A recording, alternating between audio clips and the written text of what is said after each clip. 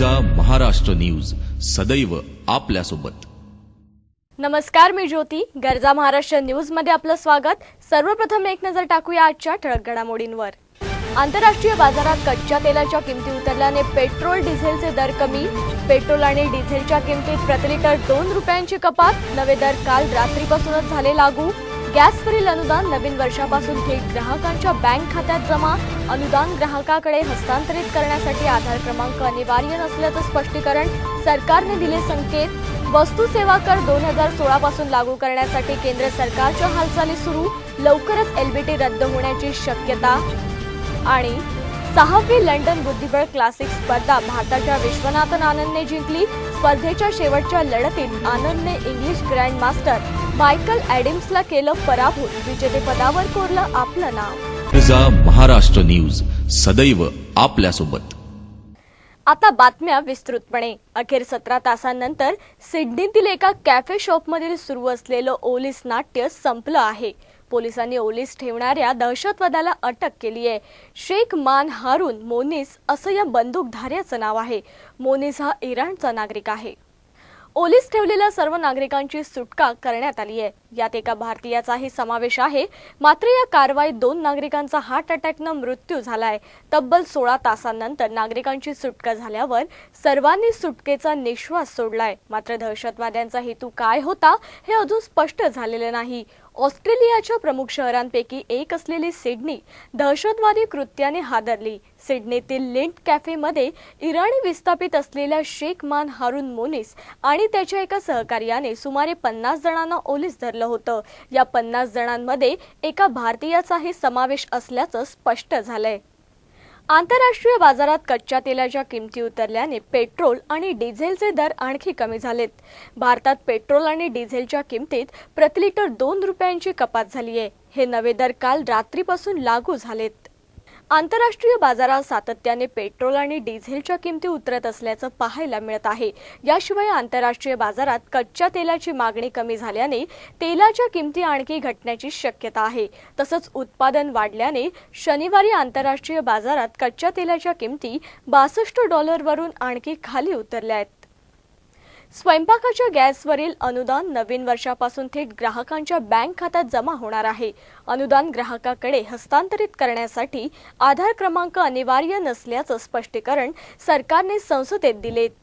थेट लाभ हस्तांतरण योजनेअंतर्गत स्वयंपाकाच्या गॅस सिलेंडरवरील अनुदान संबंधित ग्राहकांच्या बँक खात्यातही जमा केलं जाऊ शकतं, असंही सरकारने स्पष्ट केलं।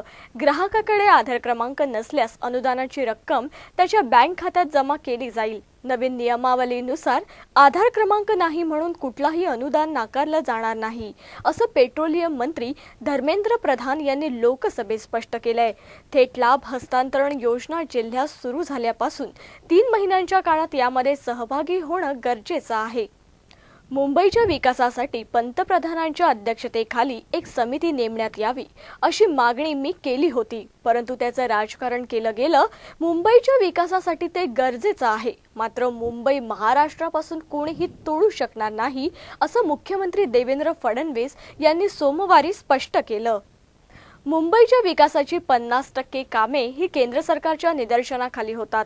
यामुळे ही कामे वेगाने मार्गी लावावीत या हेतूनेच ही पंतप्रधानांच्या अध्यक्षतेखालील समितीची मागणी केल्याचं मुख्यमंत्र्यांनी स्पष्ट केलं। मर्सिडीज बेन्झ सारख्या कंपन्यांना उद्योग उभारण्यासाठी आमच्या सरकारने केवळ आठवड्याभरातच परवानगी दिली। आणखी काही कंपन्यांना जागा दिली आहे। त्यामुळे उद्योगांबाबत सकारात्मक वातावरण राज्यात तयार करण्यात येतंय, असंही ते म्हणालेत। 100 नंबरवर फोन करून बांद्रा रेल्वे स्टेशनला उडवण्याच्या धमक्या दिल्याप्रकरणी एका युवकास अटक करण्यात आली। पालघर जिल्ह्यामधील वालीस पोलिसांनी मुंबई एटीएस आणि गोपनीय विभाग यांच्याकडून मिळालेल्या माहितीच्या आधारे वसई आणि इंडस्ट्रियल परिसरातून 2 बांगलादेशी तरुणांना अटक केली आहे, ज्यांच्यावर असा आरोप आहे की त्यांनी 9 डिसेंबर रोजी 100 नंबरवर फोन केला, ज्या फोनला उल्हासनगर पोलीस स्टेशनमधील पोलीस कर्मचाऱ्यांनी रेकॉर्ड केलं। फोन करणाऱ्या युवकाने धमकी देण्याच्या सुरात हे सांगितलं की तो 2 दिवसाच्या आत बांद्रा रेल्वे स्टेशनला बॉम्बने उडवून टाकेल, ज्यामुळे पोलीस लगेचच कार्यतत्पर झाले आणि बांद्रा रेल्वे स्टेशन व्यतिरिक्त बाकी रेल्वे स्टेशनवर सुद्धा सुरक्षा वाढवली। त्याचबरोबर ज्या नंबरवरून फोन आला होता त्याची देखील चौकशी सुरू केली। या चौकशीमध्ये मुंबई एटीएस, सायबर सेलचे अधिकारी आणि स्थानिक पोलीस कार्यतत्पर झाले आणि ज्यावेळी मोबाईल टॉवर दिशादर्शक काढला तेव्हा फोन करणाऱ्या व्यक्तीचा ठाव ठिकाणा पालघर जिल्ह्यामधील वसईमध्ये दाखवण्यात आला। ज्यानंतर मुंबई एटीएसने पुढील माहिती वसई विभागामधील स्थानिक वालीव पोलीस स्टेशनला दिली। या गुन्हेगाराचे संबंध अन्य कुठल्या आतंकवादी संघटनांसोबत तर नाही ना, आणि पोलीस त्या विषयावर कॅमेरा समोर कुठली देखील माहिती देण्यास हे सांगून नकार देत आहे की अजून त्याची चौकशी पूर्ण झालेली नाही। जशी या लोकांबद्दलची संपूर्ण माहिती गोळा होईल आणि त्यांचा फोन करण्यामागे नक्की काय हेतू होता त्याची चौकशी पूर्ण करेल, त्यावेळी पत्रकार परिषद घेऊन याबाबतची संपूर्ण माहिती प्रसार माध्यमांना दिली जाईल। एलबीटी प्रश्नी सांगली महानगरपालिका आणि व्यापाऱ्यांमधील संघर्ष आता टोकाला गेलाय। महापालिकेने कर न भरणाऱ्या 25 व्यापाऱ्यांवर फौजदारी दाखल केल्याने व्यापाऱ्यांमधून संताप व्यक्त होतोय। त्यामुळे व्यापाऱ्यांनी बेमुदत उपोषण सुरू केले असून एलबीटी विरोधी कृती समितीने सांगली महापालिका क्षेत्रात व्यापार बंद आंदोलन केलंय। या आंदोलनामुळे 70 कोटीची उलाढाल ठप्प झालीय। सांगलीतील व्यापाऱ्यांच्या आंदोलनाला पाठिंबा देण्यासाठी राज्यातील 26 महापालिका क्षेत्रातील व्यापारी प्रतिनिधी टप्प्याटप्प्याने साखळी पद्धतीने सांगलीत येत आहेत। दरम्यान व्यापाऱ्यांनी एलबीटी कराला पर्याय उपलब्ध होईपर्यंत हे उपोषण मागे घ्यावं अशी विनंती खासदार संजय पाटील यांनी आज व्यापाऱ्यांची आंदोलनस्थळी भेट घेऊन केली। एलबीटी प्रश्नाच्या सोडवणुकीसाठी खासदार संजय पाटील यांनी मुख्यमंत्री देवेंद्र फडणवीस आणि फॅनचे अध्यक्ष मोहन गुरनानी यांची भेट घेणार असल्याचं यावेळी सांगितलं। व्यापाऱ्यांविरोधातील फौजदारी तक्रारी मागे घेण्याबाबतची तसेच एलबीटी रद्द केल्याची अधिसूचना मुख्यमंत्री देवेंद्र फडणवीस जोपर्यंत काढणार नाही तोपर्यंत आंदोलन सुरू ठेवण्यात येणार असल्याची भूमिका व्यापाऱ्यांनी घेतली आहे। राज्यात ऊस दरासाठीची कोंडी फोडण्यासाठी सोलापूर जिल्ह्यातील श्रीपूरच्या पांडुरंग साखर कारखान्याने पुढाकार घेत 2100 रुपयांची पहिली उचल जाहीर केली आहे। यासाठी कारखान्याचे मार्गदर्शक माजी आमदार सुधाकर परिचारक यांनी पुढाकार घेतलाय। परिचारक यांचे पुतणे प्रशांत परिचारक यांनी स्वाभिमानीची उमेदवारी घेत विधानसभा लढवली होती। स्वाभिमानी शेतकरी संघटनेचे पदाधिकारी आणि पांडुरंग कारखान्याचे सुधारक परिचारक यांच्यामध्ये ऊस दर जाहीर करण्यासाठी बैठक झाली। यामध्ये पांडुरंग कारखान्याने आरपीएफ पेक्षा 100 रुपये अधिकचा दर दिल्याचा दावा करत आपण पहिली उचल 2100 रुपयाची दिली असल्याचं माजी आमदार सुधारक परिचारक यांनी सांगितलं। स्वाभिमानी शेतकरी संघटनेच्या पदाधिकाऱ्यांनी या निर्णयाचं स्वागत केलं असून जिल्ह्यातील इतर ज्या साखर कारखान्यांनी एफआरपी दर जाहीर न करता कमी दर दिला आहे त्या साखर कारखान्यांचे चेअरमॅन आणि संचालक मंडळावर फौजदारी गुन्हे दाखल करावे अशी आमची मागणी असून जर 23 डिसेंबर पर्यंत गुन्हे दाखल झाले नाही तर स्वाभिमानी शेतकरी संघटना सोलापूर जिल्ह्यात तीव्र आंदोलन करू असा इशारा जिल्हाध्यक्ष दीपक भोसले यांनी दिलाय। आज पांडुरंग सहकारी कारखान्याचे संस्थापक माननीय सुधाकर परिचारक यांनी 2100 रुपयाची पहिली कोंडी फोडलेली आहे। गेली 3-4 रोजाला सोलापूर जिल्ह्यामध्ये कोंडी फोडण्याचं काम परिचारक मंडळी करत आहे। कारण आज शेतकऱ्याचा उत्पादन खर्च चालू रोजगार पेट्रोल जे इतर किमतीमुळे शेतकऱ्याचा उत्पादन खर्च भरून निघत नाही, परंतु परिचारक मंडळींनी आतापर्यंत शेतकऱ्याचं हित बघितलं, संस्थेचं बघून शेतकऱ्याच्या पाठीशी उभे राहिले आहेत। गेली 3 रोजाला ह्यांनी कोंडी फोडल्याबद्दल त्यांचं ह्यावर्षी सुद्धा कोंडी फोडल्याबद्दल त्यांचं मी स्वाभिमानी संघटना जिल्हाध्यक्ष त्यांचं स्वागत करत आहे। आणि भविष्यामध्ये जे आता कारखाने इतर आहेत त्या कारखाने आता एफआरपी 2200-2100 बसत असून सुद्धा त्यांनी शेतकऱ्याच्या खात्यावर 1500 रुपये देऊन शेतकऱ्याची फसवणूक केलेली आहे। अशा कारखानदाराविरोधात आम्ही आंदोलन करणार आहे आणि त्यांना सळोगीबोळ करून सोडल्याशिवाय राहणार नाही आणि शेतकऱ्यांना न्याय मिळवून दिल्याशिवाय स्वाभिमानी संघटना सोलापूर जिल्ह्यामध्ये ग बसणार नाही। या वर्षीचा जी काही वाढ आहे तोडणी वाहतुकीची ती वजा करून आमच्या इथं दर बसतो साधारण आमच्या एमडीने सांगितलं 2000 रुपये, त्या एफआरपी पेक्षा 100 रुपये जास्त आम्ही जाहीर करतो। राज्य सरकार केंद्र सरकार निश्चितपणानं मदत करेल या भूमिकेतनं आम्ही हा दर जाहीर करतो. मदत मागणार का तुम्ही? हो, मागणार ना. पॅकेज मागणार का? पॅकेज नाही मागणारच ना. ते सगळे खासदार हे ना त्यांची कमिटी नेमलेली आहे, ते देणारच ना. थोडक्यात आता शेतकऱ्यांच्या पकडे बघून तुम्ही 2100 रुपये पहिला हप्ता जाहीर केले. हो, बरोबर. मुंबईच्या वळीव पोलिसांनी त्यांच्या सूत्रांकडून माहिती मिळाल्यावर 13 डिसेंबर रोजी संध्याकाळी सापळा रचून एका हिस्टरी शीटरला अटक केली आहे. या आरोपीला नालासोपारा इथल्या वाकणपाडामधून अटक करण्यात आली. त्याच्याकडे बंदूक आणि एक जिवंत काडतूस मिळालंय. पोलिसांच्या मते या आरोपी विरुद्ध आधी देखील हत्या आणि मारहाणीचे गुन्हे दाखल आहेत. नालासोपारा आणि आसपासच्या जागांमध्ये रोज काही ना काहीतरी घडत असतं. यावेळी पोलिसांना वेळ न घालवता माहिती मिळताच आरोपीला बंदुकीसह अटक केलं पाहिजे. पोलिसांनी 6 वाजता आरोपीला अटक केली आणि 7:30 वाजता पत्रकार परिषद घेतली. आतापर्यंत नालासोपारा आणि पालघर जिल्ह्याच्या पोलिसांवर टीका केली जात होती की ते आपलं काम चोख करत नाहीत. यावेळी मात्र त्यांनी एका कुख्यात आरोपीला गुन्हा घडण्याआधीच अटक केली आहे. पण पत्रकारांनी विचारलेल्या अनेक प्रश्नांची उत्तरं त्यांच्याकडे नव्हती. काल रात्री 9च्या सुमारास आमच्या बातमीदारामार्फत अशी माहिती मिळाली की एक इसम एव्हरशाईन सिटी वसंतनगर येथे गांजा विक्री करण्यासाठी येणार आहे. अशी खात्रीदायक बातमी मिळाल्यानंतर आम्ही आमच्या बातमीदार आणि पंचासमक्ष त्या ठिकाणी ट्रॅप लावला, सापळा लावला आणि त्या ठिकाणी एक इसम संशयितरित्या फिरत होता. आम्हाला बातमीदारांमार्फत ती खात्री झाली की हाच तो इसम आहे. नंतर त्या इसमाला आम्ही ताब्यात घेतलं. ताब्यात घेतल्यानंतर त्याच्याकडून जो गांजा मिळाला त्याचं सरसर वजन 1 किलो आहे आणि बाजारभावाप्रमाणे किंमत त्याची 10,000 रुपये आहे. त्या दृष्टीने तपास चालू आहे. आताच पोलीस कस्टडी रिमांड घेतलेली आहे आणि त्याच्यानंतर तपासात निष्पन्न होईल की त्यांनी कुठून गांजा आणला, कुठं देणार होता.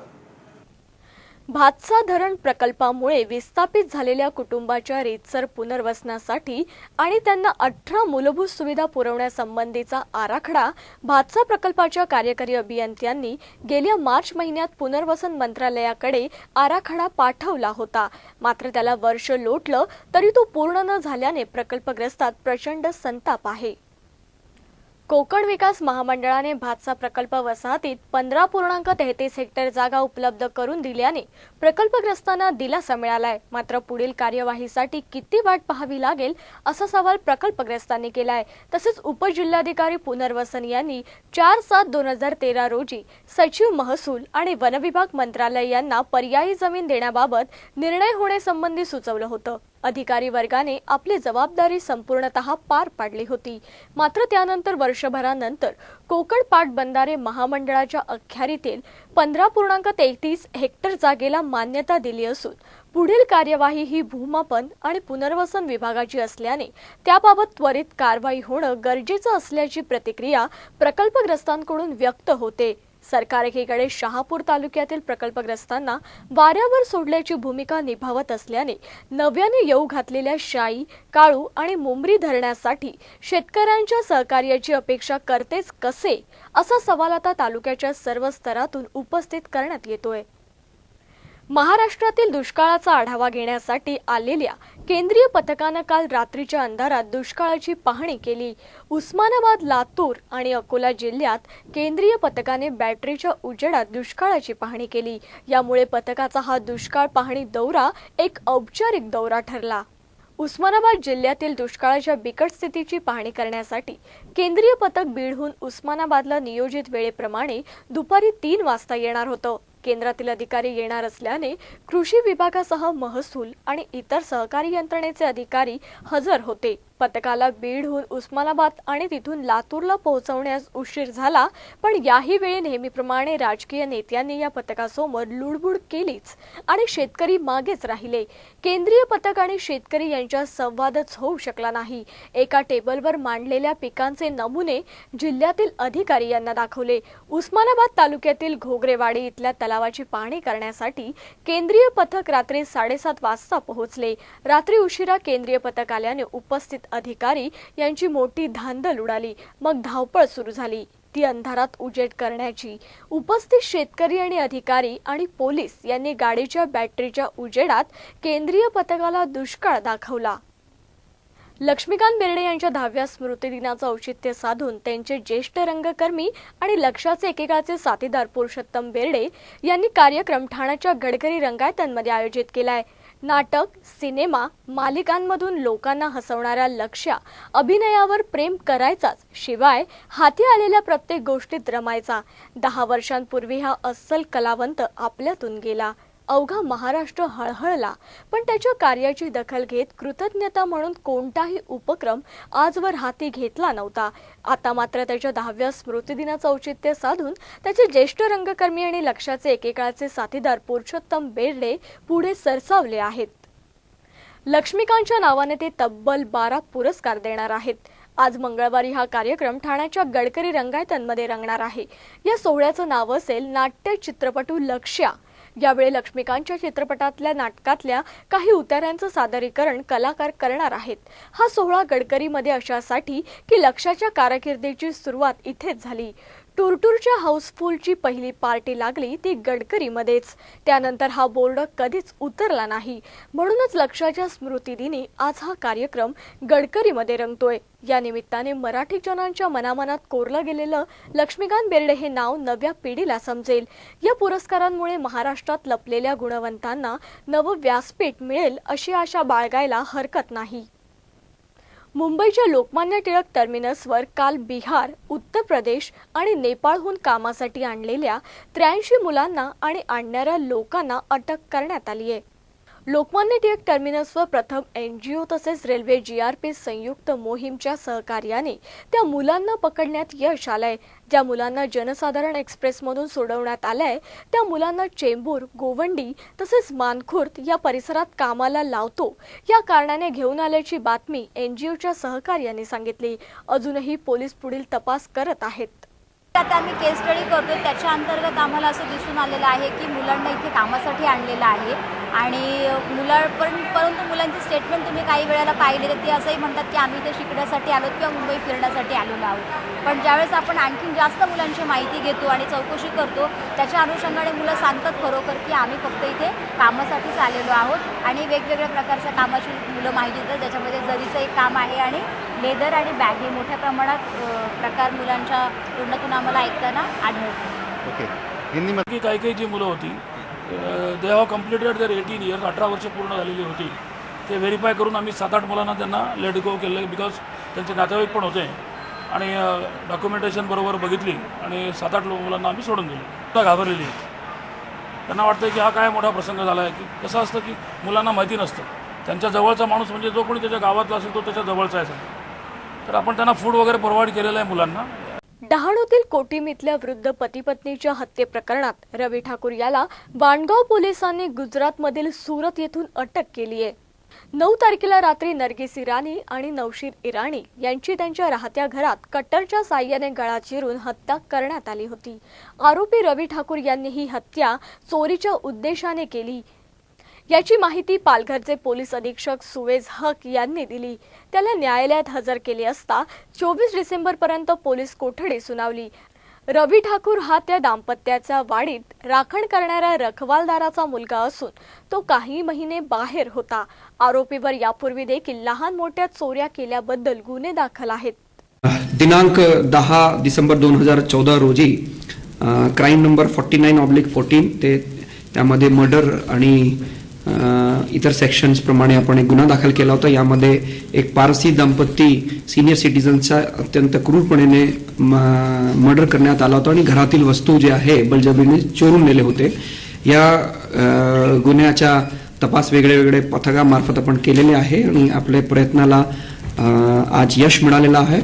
या गुन्ह्यामध्ये जे आरोपी आहे त्यांना सुरत जिल्ह्यातून गुजरातमधून अटक करून आपण इकडे आणण्यात आलेले आहे आणि त्यांच्याकडून गेलेला बरेच माल हस्तगत केला आहे. यामध्ये विशेष करून जे मयत होते त्यांच्या मोबाईल फोन आपल्याला हस्तगत केलेला आहे आणि त्याने आपल्या गुन्ह्याबद्दल सर्व हकीकत आणि कबुली आपल्याला सांगितलेली आहे. आणि हे जे आरोपी आहे काही वर्ष अगोदर त्याचे वडील त्या शेतामध्ये काम करत होते चौकीदार म्हणून, आणि तेव्हा पण काही छोटी मोठी चोऱ्या करत असल्यामुळे या लोकांनी त्यांना घराबाहेर काढले होते. दिल्लीच्या पटियाला हाऊस कोर्टानं हिंडाल्को प्रकरणातील क्लोजर रिपोर्ट फेटाळला आहे. यामुळे आता प्रकरणात माजी पंतप्रधान मनमोहन सिंग यांची चौकशी करण्यात येणार आहे.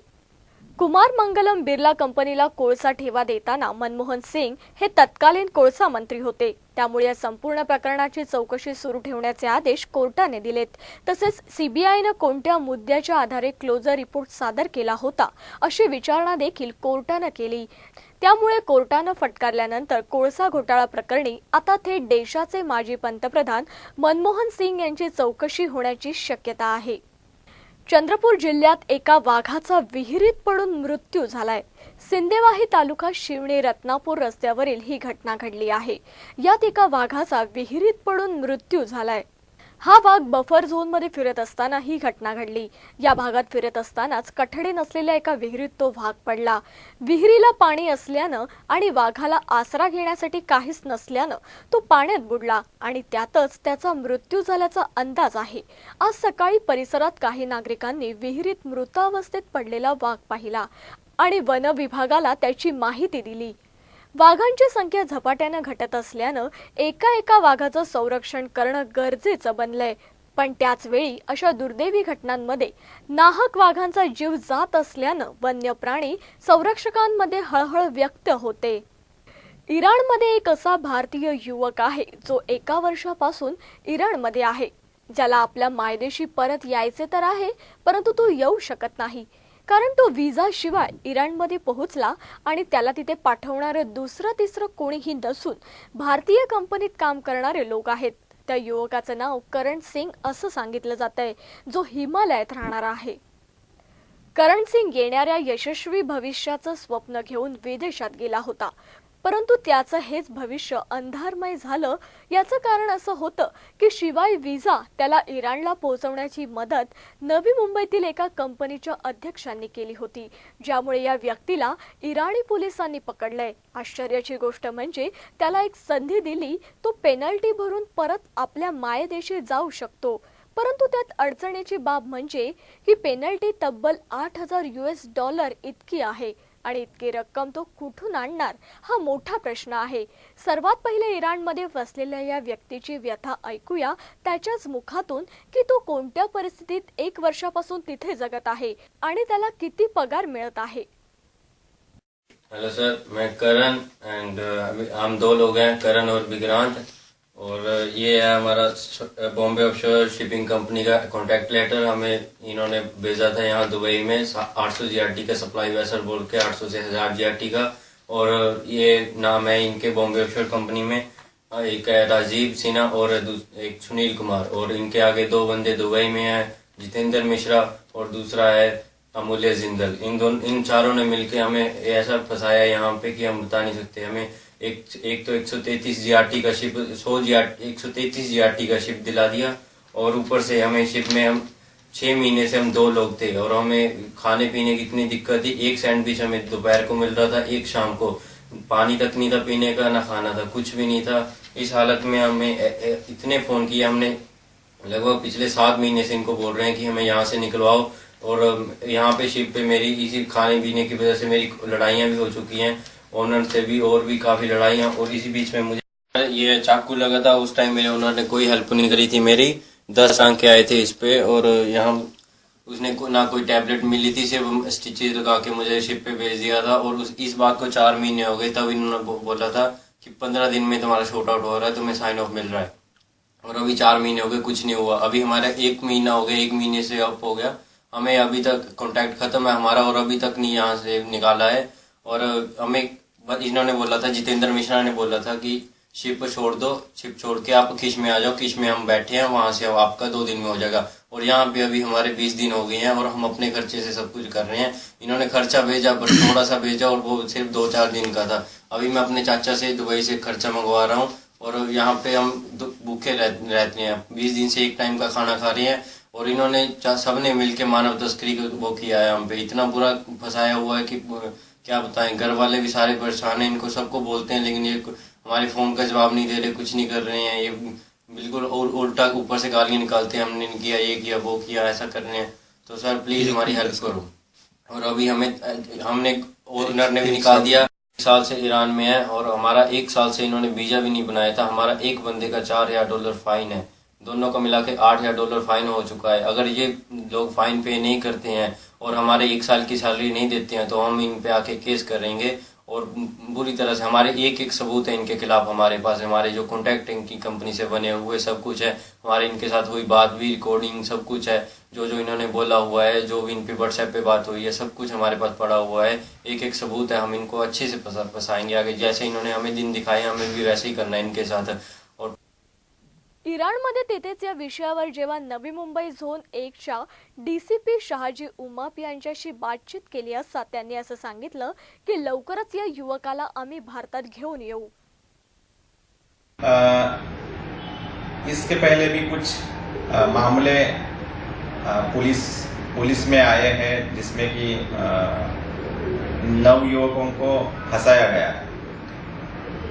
अक्सर विदेशों में युवकों को भेजा जाता है, वहाँ पे कोई एम्प्लॉयमेंट नहीं होती है और बाद में वापस आने के लिए काफ़ी सारी दिक्कतों का उनको सामना करना पड़ता है। इस केस में, इस पर्टिकुलर केस में ऐसा हुआ है ये बताना अभी मुश्किल है, लेकिन फिर भी मैं लोगों से ये अनुरोध करूँगा, आह्वान करूँगा कि आप जब भी विदेश किसी एम्प्लॉयमेंट के लिए जाए तो जो कंपनी आपको भेज रही है या वहाँ पर एम्प्लॉयमेंट आपको जनरेट कर रही है उसकी पूरी मालूमात आपको होनी चाहिए, उसकी हिस्ट्री आपको मालूम होनी चाहिए।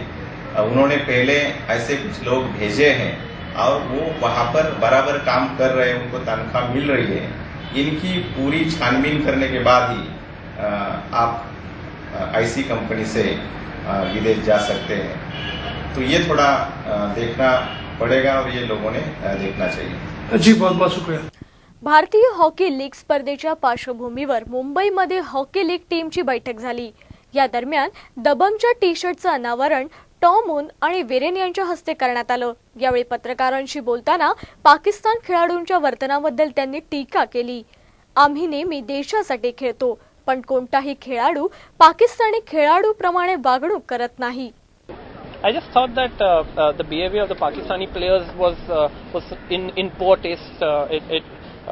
As a player representing your country, you should be not just a good ambassador on the field, but also off the field, and it's not a good thing. And you don't want to see that. I myself was in the stands when that happened, and there are the genuine hockey lovers, women, children in the stands, and you don't want to see that. All you want to see is 6वी London बुद्धिबळ classic स्पर्धा भारताच्या विश्वनाथन आनंदने जिंकली। स्पर्धेच्या शेवटच्या लढतीत आनंदने इंग्लिश ग्रँडमास्टर मायकल ॲडम्सला काळ्या मोहऱ्यांनी पराभूत करून विजेतेपदावर आपलं नाव कोरलं। ॲडम्स आणि आनंद यांच्यातील रॉय लोपेज पद्धतीतील बर्लिन बचाव पद्धतीने झाला। मायकल ॲडम्सने 16व्या आणि 17व्या चालींवर कल्पकतेने आनंदवर दबाव निर्माण करण्यात यश मिळवलं, पण 24व्या चालीवर आनंदने डावात बरोबरी साधत ॲडम्सला चांगलंच पेचात टाकलं। 28व्या चालीवर ॲडम्सने केलेली प्याद्याची चाल चुकली, ज्याचा फायदा आनंदने उठवला। जीएसटी अर्थात वस्तू सेवा कर 2016 पासून लागू करण्यासाठी केंद्र सरकारने हालचाली सुरू केल्या आहेत। त्यामुळे लवकरच एलबीटी बंद करण्याची शक्यता आहे।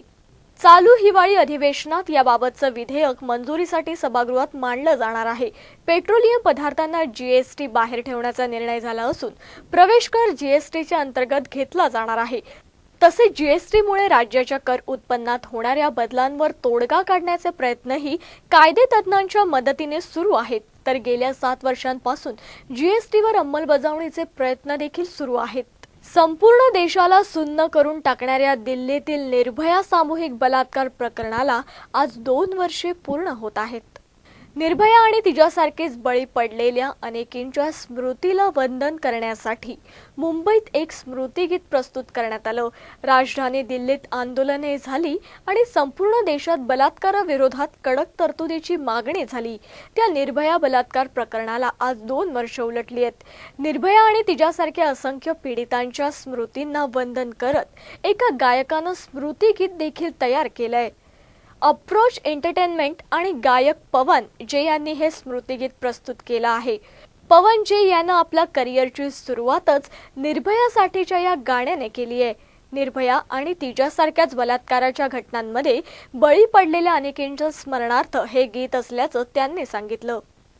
बुलेटिनमध्ये वेळ झाली आता इथेच थांबण्याची. तुम्ही पाहत रहा फक्त गरजा महाराष्ट्र न्यूज, सदैव आपल्यासोबत.